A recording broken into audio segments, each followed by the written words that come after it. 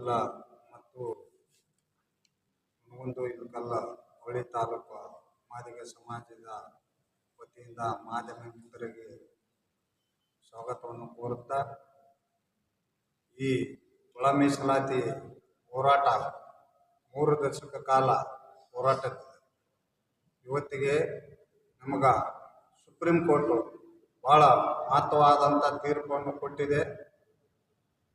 6-1 ಜಡ್ಜಸ್ಗಳು ಇವತ್ತಿಗೆ ನಮ್ಗೆ 6 ಮಂದಿ ಬಹುಮತದಿಂದ ಇವತ್ತು ಜಡ್ಜಸ್ಗಳು ನಮಗೆ ನ್ಯಾಯವನ್ನು, ಉಚ್ಚ ನ್ಯಾಯಾಲಯ ನಮಗೆ ನ್ಯಾಯವನ್ನು ದೊರಕಿಸಿಕೊಟ್ಟಿದೆ.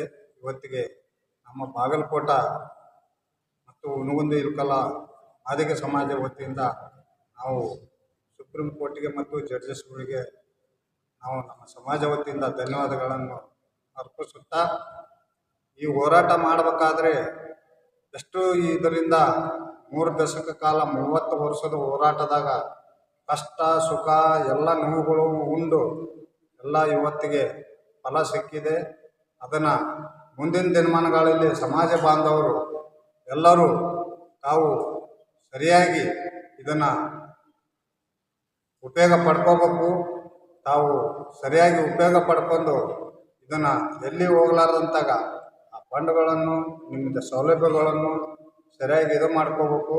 ಮತ್ತು ಸಮಾಜದ ಎಲ್ಲ ಕುಟುಂಬ ವರ್ಗದವರು ಏನು ಮಾಡ್ಬೇಕಂದ್ರೆ, ನಿಮ್ಮ ಕುಟುಂಬದಲ್ಲಿ ಫಸ್ಟು ನಿಮ್ಮ ಮಕ್ಕಳಿಗೆ ಶಿಕ್ಷಣವನ್ನು ಕೊಡೋದು ಕಲೀರಿ. ಶಿಕ್ಷಣದಿಂದ ನೀವು ಏನು ಮುಂದೆ ಬಂದರೆ ನಿಮ್ಮ ಸೌಲಭ್ಯಗಳು ನಿಮ್ಮ ಮನೆಗೆ ಬರ್ತಾವೆ. ಅದಕ್ಕೆ ಈ ಸೌಲಭ್ಯದಿಂದ ಯಾರು ದೂರ ಉಳಿಬೇಡ್ರಿ. ಅದಕ್ಕೆ ಈ ಸೌಲಭ್ಯವನ್ನು ನೀವು ಪಡ್ಕೊಳೋದು ಕಲೀರಿ. ಇದು ಮೀಸಲಾತಿ ವರ್ಗೀಕರಣವನ್ನು ಏನು ಸುಪ್ರೀಂ ಕೋರ್ಟನ್ನು ಆದೇಶ ಮಾಡಿದೆ. ಇವತ್ತಿಗೆ ಕರ್ನಾಟಕ ಸರ್ಕಾರ ಸಿದ್ದರಾಮಯ್ಯ ಸಾಹೇಬರಿಗೆ ಈಗ ಪಕ್ಷಾತೀತವಾಗಿ ಎಲ್ಲ, ಮತ್ತು ಕಾರಜೋಳ ಸಾಹೇಬರಾಯ್ತು, ನಾರಾಯಣ ಸ್ವಾಮಿ ಅವರಾಯ್ತು, ಆಂಜನೇಯರು, KH ಮುನಿಯಪ್ಪ ಅವರು, RB ತಿಮ್ಮಾಪುರ ಸಾಹೇಬರು, L ಹನುಮಂತಯ್ಯ ಅವರು ಎಲ್ಲರೂ ಇವಾಗ ಸರ್ಕಾರದಲ್ಲಿ ಒತ್ತಡ ಮಾಡಿ ಇಟ್ಟಿದ್ದಾರೆ. ಆದರೂ ನಮ್ಮ ಬಾಗಲಕೋಟೆ ಜಿಲ್ಲಾ ಹುನಗುಂದ ಇಳಕಲ್ಲ ಅವಳಿ ತಾಲೂಕಿನಲ್ಲಿ ನಾವು ಈ ಸರ್ಕಾರಕ್ಕೆ ಕೇಳ್ಕೊಳ್ಳೋದು ಇಷ್ಟೇ, ಈ ಶೀಘ್ರದಲ್ಲಿ ಇದನ್ನು ಶಿಫಾರಸು ಮಾಡಿ ತಾವು ಕಳಿಸ್ತಾರನ್ನ ನಮಗೆ ಸಿದ್ದರಾಮಯ್ಯ ಸಾಹೇಬ್ರ ಮ್ಯಾಗ ಭರವಸೆ ಇದೆ. ತಾವು ಇದನ್ನು ಕಳಿಸ್ಬೇಕು. ಕಳಿಸಿ ಅವರಿಗೆ ನಾವು ಧನ್ಯವಾದಗಳನ್ನು ಅರ್ಪಿಸ್ತೇವೆ. ಹೋರಾಟ ಸುಮಾರು 25-30 ವರ್ಷಗಳಿಂದ ನಡೀತಾ ಬಂದಿದೆ. ಅಂದರೆ ಇದರಲ್ಲಿ ಏನಿದೆ ಅಂತಂದರೆ, ನಮ್ಮ ಈ 15% ಏನು ಮೀಸಲಾತಿ ಇದೆ, ಆ ಮೀಸಲಾತಿಯಲ್ಲಿ ಒಳ ಮೀಸಲಾತಿ ಬೇಕು ಅಂಥೇಳಿ ನಾವು ಹೋರಾಟ ಮಾಡ್ತಾ ಇದ್ದೀವಿ. ಅಂದರೆ ಮೂಲ ಅಸ್ಪೃಶ್ಯರು ಈ ಸೌಲಭ್ಯಗಳಿಂದ ವಂಚಿತರಾಗಿದ್ದರು. ಹೀಗಾಗಿ ಸ್ಪೃಶ್ಯರು ಮಾತ್ರ ಈ ಹೆಚ್ಚು ಸೌಲಭ್ಯವನ್ನು ಪಡೆದುಕೊಳ್ತಾ ಇದ್ದರು. ಮೂಲ ಅಸ್ಪೃಶ್ಯರಿಗೆ ಆ ಸೌಲಭ್ಯ ಸಿಗಬೇಕಂಥೇಳಿ ನಾವು ಅನೇಕ ವರ್ಷಗಳಿಂದ ಹೋರಾಟ ಮಾಡ್ತಾ ಇದ್ದೀವಿ. ಆ ಹೋರಾಟಕ್ಕೆ ಅನುಗುಣವಾಗಿ ಅದು ಕೊನೆಗೆ ಸುಪ್ರೀಂ ಕೋರ್ಟ್ನಲ್ಲಿ ಹೋಗಿ, ಆ ಸುಪ್ರೀಂ ಕೋರ್ಟ್ನಲ್ಲಿ ನಮಗೆ ಜಯ ಸಿಕ್ಕಿದೆ. ಅದು ಏನಿದೆ ಅಂತಂದರೆ, ಕಾನ್ಸ್ಟಿಟ್ಯೂಷನಲ್ ಬೆಂಚ್, ಸರ್ವೋಚ್ಚ ನ್ಯಾಯಾಲಯದ 7 ಮಂದಿ ಅದರಲ್ಲಿ ಜಡ್ಜಸ್ ಇರ್ತಾರೆ. ಅವರು ಕೊಟ್ಟಿರುವಂಥ ತೀರ್ಪು ಅತ್ಯಂತ ಮಹತ್ವದ ತೀರ್ಪು. ಈ ತೀರ್ಪಿಗೆ ಅನುಗುಣವಾಗಿ ರಾಜ್ಯ ಸರ್ಕಾರಗಳಿಗೆ ಅಧಿಕಾರವನ್ನು ಕೊಡಲಾಗಿದೆ.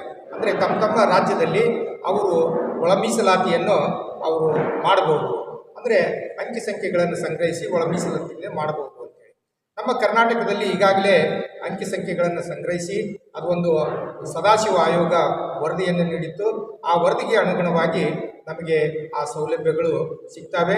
ಇದನ್ನು ನಾವು ಮತ್ತೊಂದು ಏನು ಈ ತಮ್ಮ ಮೂಲಕ ಸರ್ಕಾರವನ್ನು ಒತ್ತಾಯ ಮಾಡ್ತಿದ್ದು ಏನಂತಂದರೆ, ಈ ಆದೇಶ, ಸರ್ವೋಚ್ಚ ನ್ಯಾಯಾಲಯದ ಆದೇಶ ಬಹುಬೇಗನೆ ಜಾರಿಗೆ ಬರಲಿ ಅಂಥೇಳಿ ನಾವು ಸರ್ಕಾರವನ್ನು ಒತ್ತಾಯ ಮಾಡ್ತಾ ಇದ್ದೀವಿ.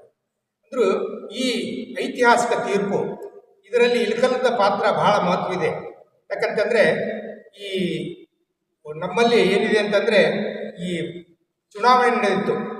ಈ ಚುನಾವಣೆ 2005ರಲ್ಲಿ SM ಕೃಷ್ಣ ಇದ್ದಾಗ ಒಂದು ಚುನಾವಣೆ ಅಂದರೆ SR ಕಾಶ್ಯಪ್ನವರು ಮರಣದ ನಂತರ ಅದು ಬೈ ಎಲೆಕ್ಷನ್ನು ಆರಂಭ ಆಯಿತು. ಆ ಬೈ ಎಲೆಕ್ಷನ್ ಸಂದರ್ಭದಲ್ಲಿ ಈ SM ಕೃಷ್ಣ ಮತ್ತು ಎಲ್ಲರೂ ಭಾಳ ಜಿದ್ದಾಜಿದ್ದಿ ಅದು ಚುನಾವಣೆ ನಡೆದಿತ್ತು. ಆ ಸಂದರ್ಭದಲ್ಲಿ SM ಕೃಷ್ಣ ಅವರು ಬಂದಿದ್ದರು. ನಮ್ಮ ಸಮಾಜದ ಓಟು ನಿಮಗೆ ಬೇಕಾಗಿತ್ತು ಅಂತಂದರೆ ನಾವು ಸುದೀರ್ಘ ಹೋರಾಟದ ನಾವು ಏನಿದೆ ಅಂತಂದರೆ ಅದಕ್ಕೆ ಸಂಬಂಧಪಟ್ಟಂತೆ ನಮಗೆ ಈ ಮೀಸಲಾತಿ ಬೇಕು, ಅದಕ್ಕೆ ನೀವು ಒಂದು ಆಯೋಗವನ್ನು ನೇಮಿಸಿರಿ ಅಂತೇಳಿ ನಾವು ಒತ್ತಾಯ ಮಾಡಿದ್ದೀವಿ. ಅದಕ್ಕನುಗುಣವಾಗಿ ಆ ಹೋರಾಟದ ಅದರಲ್ಲಿ ನಮ್ಮ ಇಲ್ಕಲ್ ಸಮಾಜದ ಮುಖಂಡರು ಅದರಲ್ಲಿ ಮುಂಚೂಣಿಯಲ್ಲಿದ್ದರು. ಅದಕ್ಕನುಗುಣವಾಗಿ ನಮ್ಮ ಮನವಿಯನ್ನು ಮನ್ನಿಸಿ ಆಯೋಗವನ್ನು ನೇಮಿಸಿದರು. ಮೊದಲು NY ಹನುಮಂತಪ್ಪ ಅವರು ಆಯೋಗದ ಅಧ್ಯಕ್ಷರಾಗಿದ್ದರು. ಬೇರೆ ಕಾರಣದಿಂದ ಅವರು ರಾಜೀನಾಮೆ ಕೊಟ್ಟರು. ಅಂದರೆ MP ಇಲೆಕ್ಷನ್ಗೆ ಹೋದರವರು ಅವರು ರಾಜೀನಾಮೆ ಕೊಟ್ಟರು. ಮುಂದೆ ಬಾಲಕೃಷ್ಣ ಅನ್ನೋರನ್ನ ನೇಮಿಸಿದರು ಸರ್ಕಾರ, ಅವರು ಕೂಡ ಕೆಲಸ ಮಾಡಲಿಲ್ಲ. ಹೀಗಾಗಿ ಮುಂದೆ ಏನಾಯಿತು ಅಂತಂದರೆ ಸದಾಶಿವ ಅನ್ನುವಂಥ ನಿವೃತ್ತ ನ್ಯಾಯಾಧೀಶರನ್ನು ನೇಮಿಸಿದರು. ಅವರು ಕೂಲಂಕುಷವಾಗಿ ಅಧ್ಯಯನ ಮಾಡಿ ಎಲ್ಲ ಅಂಕಿ ಸಂಖ್ಯೆಗಳನ್ನು ಸಂಗ್ರಹ ಮಾಡಿ ಅವ್ರು ಏನು ಮಾಡಿದರು ಅಂತಂದರೆ ಯಾವ ಜಾತಿಗಳಿಗೆ ಒಳ ಮೀಸಲಾತಿ ಎಷ್ಟೆಷ್ಟು ಇರಬೇಕು ಎಂಬುದನ್ನು ಅತ್ಯಂತ ವೈಜ್ಞಾನಿಕವಾದಂಥ ವರದಿಯನ್ನು ಅವರು 2012ರಲ್ಲಿ, ಅಂದರೆ ಈ ಯಾರು BJPಯ ಸದಾನಂದ ಗೌಡರು ಅವರು ಮುಖ್ಯಮಂತ್ರಿ ಇದ್ದರು. ಅವರು ಮುಖ್ಯಮಂತ್ರಿ ಇದ್ದಾಗ ಅದನ್ನು ಸಲ್ಲಿಸಿದರು. 2012ರಲ್ಲಿ ವರದಿಯನ್ನು ಸಲ್ಲಿಸಿದರೂ ಕೂಡ ಅದು ಜಾರಿಗೆ ಬರಲೇ ಇಲ್ಲ, ಸರ್ಕಾರ ಒಪ್ಪಿಕೊಳ್ಳಲಿಲ್ಲ. ಅನೇಕ ಗೊಂದಲಗಳಾದವು. ಮುಂದೆ ಸಿದ್ದರಾಮಯ್ಯನವರು ಮುಖ್ಯಮಂತ್ರಿ ಇದ್ದಾಗ ನಮ್ಮದೇ ಸಮಾಜದ ಈ ಸಮಾಜ ಕಲ್ಯಾಣ ಮಂತ್ರಿಗಳಿದ್ದರು ಆಂಜನೇಯನವರು, ಅವರು 2 ಬಾರಿ ಕ್ಯಾಬಿನೆಟ್ಟಿಗೆ ಹೋಯಿದರು. ಅಲ್ಲಿಯೂ ಕೂಡ ಅದು ಸ್ವೀಕಾರವಾಗಲಿಲ್ಲ. ಹೀಗೆ ಇದೇ ರೀತಿ ಈ ಸ್ವೀಕಾರ ಆಗೋದಿಲ್ಲ ಅಂಥೇಳಿ ನಾವು ಅಲ್ಲೆಲ್ಲೇ ಸಂಘಟನೆಗಳನ್ನು ಮಾಡಿದ್ದೀವಿ, ಹೋರಾಟಗಳನ್ನು ಮಾಡಿದ್ದೀವಿ. ಹುಬ್ಬಳ್ಳಿಯಲ್ಲಿ ದೊಡ್ಡ ಸಮಾವೇಶವನ್ನು ಮಾಡಿದ್ದೀವಿ. ಅದೇ ರೀತಿ ಸಂಗಮದಿಂದ ಬೆಂಗಳೂರಿವರೆಗೂ ಪಾದಯಾತ್ರೆ ಮಾಡಿದ್ದೀವಿ. ಆ ಪಾದಯಾತ್ರೆ ಮಾಡಿ ಅನೇಕರು ನಮ್ಮ ನಾಯಕರು ಹೋರಾಟ ಮಾಡಿದ್ದಾರೆ. ಅದರಲ್ಲಿ ಕೆಲವರು ಅಸುನೀಗಿದರು. ಅದರಲ್ಲಿ ಹೀಗಾಗಿ ನಮ್ಮ ಈ ಸುದೀರ್ಘ ಹೋರಾಟ ನಡೆದು ಬೊಮ್ಮಾಯಿಯವರು ಮುಖ್ಯಮಂತ್ರಿ ಇದ್ದಾಗ ಅವರು ಏನು ಮಾಡಿದರು ಅಂತಂದರೆ ಅವರು ತಾವೇ ಒಂದು ಸಮಿತಿಯನ್ನು ನೇಮಿಸಿ, ಮಧುಸ್ವಾಮಿಯವರ ಅಧ್ಯಕ್ಷತೆಯಲ್ಲಿ ಒಂದು ಸಮಿತಿಯನ್ನು ನೇಮಿಸಿ ಅವರು ಒಂದು ವರದಿಯನ್ನು ತಯಾರು ಮಾಡಿದರು. ಆ ವರದಿಯಲ್ಲಿ ಏನಿದೆ ಅಂತಂದರೆ ಈ ಕೋಟಾ ಹೆಚ್ಚು ಮಾಡಿದ್ರು ಅವರು. ಅಂದರೆ ಈ 15/3 ಇದ್ದದ್ದನ್ನು ಅವರು 24 ಮಾಡಿದರು. ಆ ಕೋಟಾ ಹೆಚ್ಚು ಮಾಡಿ ಆಮೇಲೆ ಮೀಸಲಾತಿ ಕೋಟಾ ಹೆಚ್ಚು ಮಾಡಿ ಅದನ್ನು ವರದಿಯನ್ನು ಈ ದೆಹಲಿಗೆ ಕಳಿಸಿದ್ರು, ಅಂದರೆ ಕೇಂದ್ರ ಸರ್ಕಾರಕ್ಕೆ ಕಳಿಸಿದರು. ಆ ಕೇಂದ್ರ ಸರ್ಕಾರದಲ್ಲಿ ಅವರು ಏನು ಮಾಡಿದರು ಅಂತಂದರೆ ಈ ಪಾರ್ಲಿಮೆಂಟ್ನಲ್ಲಿ ಇಟ್ಟು ಅದನ್ನು ಪಾಸ್ ಮಾಡಬೇಕಾಗಿತ್ತು. ಅದಕ್ಕೆ ಪರ ವಿರೋಧಗಳು ನಡೆದವು. ಇದೇ ಸಂದರ್ಭದಲ್ಲಿ ನ್ಯಾಯಾಲಯಕ್ಕೆ ಹೋದರು. ಆ ನ್ಯಾಯಾಲಯದಲ್ಲಿ ಅದು ಚರ್ಚೆ ನಡೀತು. ಇದಕ್ಕೂ ಮೊದಲು ಈ ಹೋರಾಟ, ಒಳ ಮೀಸಲಾತಿ ಹೋರಾಟ ಇದು ಬಹಳ ತುಂಬ ಹಳೆಯದು. 1975ರಲ್ಲಿಯೇ ಪಂಜಾಬ್ ಸರ್ಕಾರ ಇದನ್ನು ಜಾರಿಗೆ ತಂತು. ಪಂಜಾಬ್ ಸರ್ಕಾರ ಜಾರಿಗೆ ತಂದಾಗ ಅದನ್ನು ಕೋರ್ಟ್ ಏನು ಮಾಡಿತು ಅಂತಂದರೆ ರದ್ದು ಮಾಡಿತು. ಅದೇ ರೀತಿ ಈ ಆಂಧ್ರ ಪ್ರದೇಶದಲ್ಲಿ ಕೂಡ ಈ ಒಳ ಮೀಸಲಾತಿ ಅದನ್ನು ಜಾರಿಗೆ ತಂದರು. ಅದನ್ನು ಕೂಡ ಆ ಚಿನ್ನಯ್ಯನವರು ಅವರು ಇದು ಆಯಿತು. ಆ ಕೋರ್ಟ್ನಲ್ಲಿ ಅದನ್ನು ಕೂಡ ಕೋರ್ಟ್ ಸ್ಟ್ರಕ್ ಡೌನ್ ಮಾಡಿತು. 5 ಮಂದಿಯ ಜಡ್ಜಸ್ ಏನು ಮಾಡಿದರು ಅಂತಂದರೆ ತಿರಸ್ಕಾರ ಮಾಡಿದರು. ಅಂದರೆ ಇದು ಅಂದರೆ SC ಅವರು ಅಂತಂದರೆ ಎಲ್ಲರೂ ಒಂದೇ, ಅವರು ಬೇರೆ ಬೇರೆ ಅಲ್ಲ. ಅದಕ್ಕೆ ನಾವು ಸಬ್ ಕ್ಲಾಸು ಒಳ ಮೀಸಲಾತಿ ಮಾಡೋದಿಲ್ಲ ಅಂತ. ಆಮೇಲೆ ಈಗ ನಾವೇನೈತಿ ವೈಜ್ಞಾನಿಕವಾಗಿ ಅದನ್ನು ಸಲ್ಲಿಸಿದ್ವಿ. SC ಅಂತಂದರೆ 101 ಜಾತಿಗಳಿವೆ. ಆ 101 ಜಾತಿಗಳು ಬೇರೆ ಬೇರೆ ಹಿನ್ನೆಲೆಯನ್ನು ಬಂದಿವೆ. ಅವರ ಆರ್ಥಿಕ ಸಾಮಾಜಿಕ ಸ್ಥಿತಿಗತಿಗಳು ಬೇರೆ ಬೇರೆ ಇವೆ. ಹೀಗೆ ಅವರಿಗೆ ಅನುಗುಣವಾಗಿ ಆರ್ಥಿಕ ಸಾಮಾಜಿಕ ಈ ಅಂತಸ್ತಿನ ಅನುಗುಣವಾಗಿ ಅವರಿಗೆ ಮೀಸಲಾತಿ ನೀಡಬೇಕಂತೇಳಿ ನಾವು ಬೇಡಿಕೆಯನ್ನು ಸಲ್ಲಿಸಿದ್ವಿ. ಅದಕ್ಕನುಗುಣವಾಗಿ ಮಾನ್ಯ ಉಚ್ಚ ನ್ಯಾಯಾಲಯ ಅದನ್ನು ನಮ್ಮ ಈ ಬೇಡಿಕೆಯನ್ನು ಮನ್ನಿಸಿ ನಿರ್ಣಯವನ್ನು ಕೈಗೊಂಡಿದೆ. ಆ ನಿರ್ಣಯವನ್ನು ನಾವು ಸ್ವಾಗತಿಸ್ತಾ ಇದ್ದೀವಿ. ಅದೇ ರೀತಿ ಈ ಸುದೀರ್ಘ ಹೋರಾಟದಲ್ಲಿ ನಮ್ಮ ಜನರು ಸಾಕಷ್ಟು ಪ್ರಯತ್ನ ಮಾಡಿದ್ದಾರೆ, ಅಸುನೀಗಿದ್ದಾರೆ. ಅವರೆಲ್ಲರಿಗೂ ನಾವು ಹೋರಾಟ ಮಾಡಿದಂಥ ಎಲ್ಲರಿಗೂ ಕೂಡ ಕೃತಜ್ಞತೆಯನ್ನು ಸಲ್ಲಿಸ್ತಾ ಇದ್ದೇವೆ. ಅದೇ ರೀತಿ ರಾಜಕೀಯ ನಾಯಕರು, ಸರ್ಕಾರಗಳು ಕೂಡ ನಮಗೆ ಸಹಾಯ ಮಾಡಿವೆ. ಆ ಸರ್ಕಾರಕ್ಕೂ ಕೂಡ ನಾವು ಧನ್ಯವಾದಗಳನ್ನು ನೀಡುತ್ತಾ ಇದ್ದೀವಿ. ಈ ಮೂಲಕ ಮತ್ತೊಮ್ಮೆ ತಮ್ಮ ಮೂಲಕ ಒತ್ತಾಯ ಮಾಡುವುದು ಏನಂತಂದರೆ ಈ ಸರ್ಕಾರ ಈ ಉಚ್ಚ ನ್ಯಾಯಾಲಯದ ಈ ಕಾನ್ಸ್ಟಿಟ್ಯೂಷನಲ್ ಬೆಂಚ್ ನೀಡಿರುವಂಥ ಈ ಆದೇಶವನ್ನು ಬಹುಬೇಗನೆ ಜಾರಿಗೆ ತರಬೇಕಂತೇಳಿ ತಮ್ಮ ಮೂಲಕ ನಾನು ಒತ್ತಾಯ ಮಾಡ್ತೇನೆ. ಧನ್ಯವಾದ.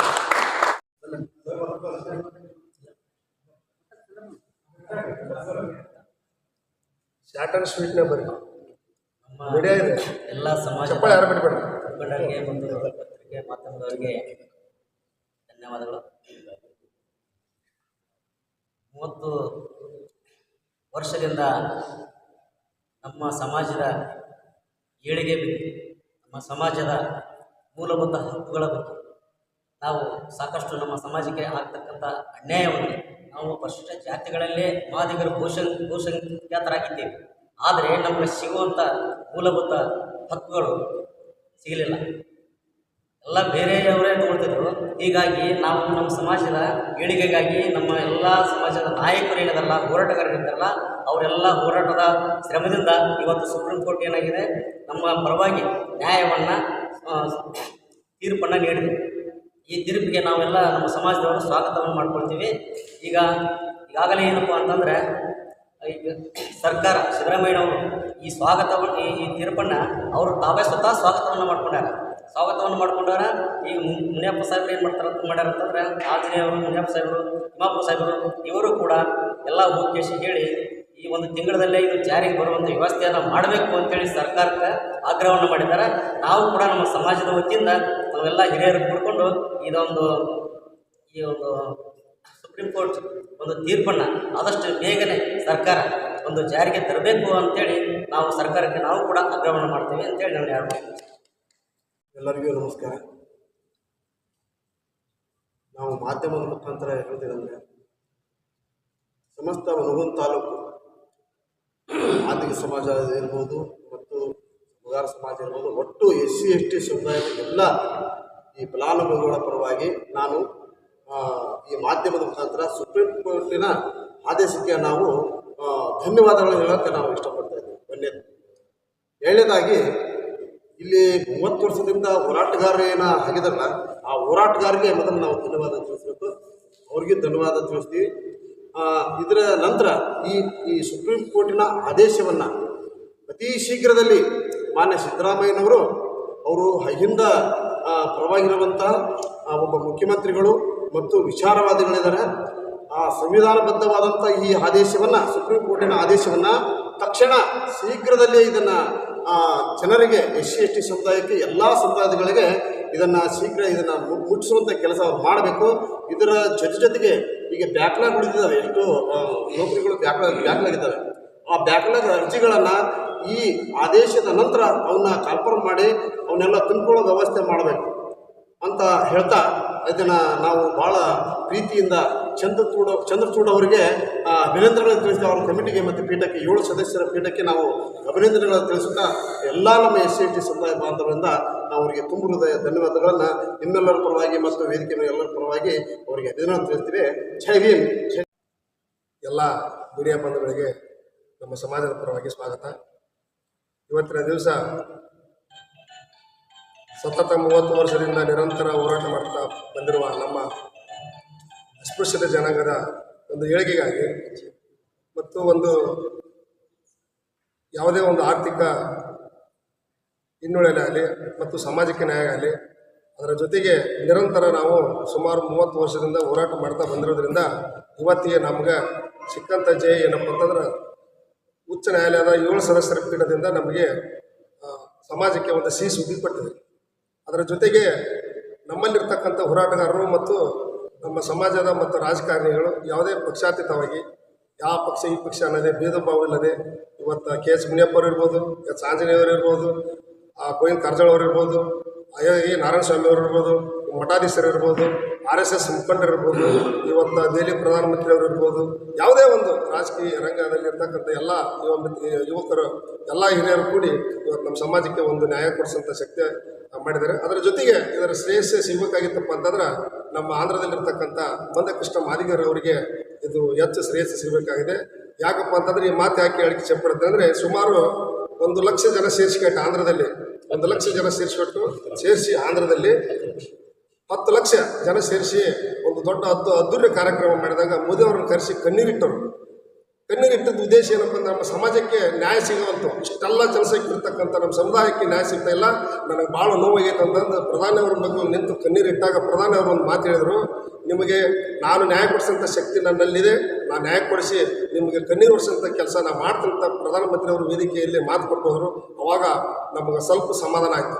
ಸಮುದಾಯದ ಇವತ್ತು ಹೋರಾಟದಿಂದ, ನಿರಂತರ ಹೋರಾಟದಿಂದ ಅದು ಇದು ಅನ್ನೋದು ಇವತ್ತೇ 7 ಸದಸ್ಯರ ಪೀಠ ನಮಗೊಂದು ನ್ಯಾಯಕ್ಕೆ ಒದಗಿಸಿಕೊಡ್ಬೇಕಾಗಿದ್ರೆ ಅಷ್ಟು ಸರಳ ರೀತಿಯಿಂದ ಕೊಟ್ಟಿಲ್ಲ. ಎಲ್ಲ ಸಾಧಕ ಬಾಧಕಗಳು ವಿಚಾರ ಮಾಡಿದೆ.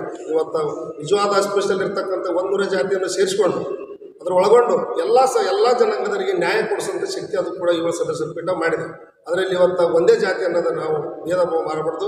ಇವತ್ತು ಎಲ್ಲ ಸಮುದಾಯಕ್ಕೆ ಇವತ್ತು ಚಲವಾದಿ ಇರ್ಬೋದು, ಮಾದಿಗ ಇರ್ಬೋದು, ಡೋರ್ ಇರ್ಬೋದು, ಕಕ್ಕರ್ ಇರ್ಬೋದು, ಬಂಜಾರ ಇರ್ಬೋದು, ಎಲ್ಲ ಸಮುದಾಯದ 101 ಜಾತಿಯನ್ನು ಸೇರಿಕೊಂಡು ಎಲ್ಲ ಜಾತಿಗೂ ನ್ಯಾಯ ಸಿಗಬೇಕು, ಅವ್ರಿಗೆ ಯಾರಿಗೂ ಸಮಾಜಕ್ಕೆ ಅನ್ಯಾಯ ಆಗಬಾರ್ದು ಅಂತಕ್ಕಂಥ ಒಂದು ಅಂಶ ಇಟ್ಟುಕೊಂಡು ಇಡೀ ಸಮುದಾಯದ ಒಂದು ಏಳಿಗೆಗಾಗಿ ಮಾದಿಗ ಸಮಾಜದ ಒಂದು ನಿಜವಾದ ಅಸ್ಪೃಶ್ಯತೆ, ಹಿಂದುಳಿದ ವರ್ಗ, ಇದು ಕೃತಕ್ಕೆ ಒಳಗಾದ ಜನಾಂಗ ಅಂತಂದು ಮನಗಂಡು 7 ಸದಸ್ಯರ ಪೀಠ ಕುಲಂಕುಷವಾಗಿ ಸುಮಾರು 1 ವರ್ಷದ ಅವಧಿ ವರದಿ, ಎಲ್ಲ ರಾಜ್ಯದ ವರದಿಯನ್ನು ತರಿಸಿಕೊಂಡು ಕುಲಂಕುಷವಾಗಿ ಚರ್ಚೆ ಮಾಡಿ ಅವರೆಲ್ಲ ಅಂಶಗಳನ್ನು ಸಾಧಕ ಬಾಧಕಗಳನ್ನು ಅಧ್ಯಯನ ಮಾಡಿ ಅವಾಗೆಲ್ಲ ಏನು ತೀರ್ಪು ಕೊಡಬೇಕಾಯ್ತು ನಮ್ಮ ಸಮುದಾಯಕ್ಕೆ ಒಂದು ತೀರ್ಪು ಕೊಟ್ಟಿದ್ದರಿಂದ ನಾವೆಲ್ಲ ಸಮುದಾಯದ ಪರವಾಗಿ ಮತ್ತು ಉಚ್ಚ ನ್ಯಾಯಾಲಯದ ಕೊಟ್ಟಿರ್ತಕ್ಕಂಥ ತೀರ್ಪಿಗೆ ನಾವೆಲ್ಲ ತಲೆಬಾಗಿ ಅವರಿಗೆ ಅಭಿನಂದನೆಗಳನ್ನು ಸಲ್ಲಿಸಲಿಕ್ಕೆ ಇಚ್ಛೆ ಪಡ್ತೀನಿ.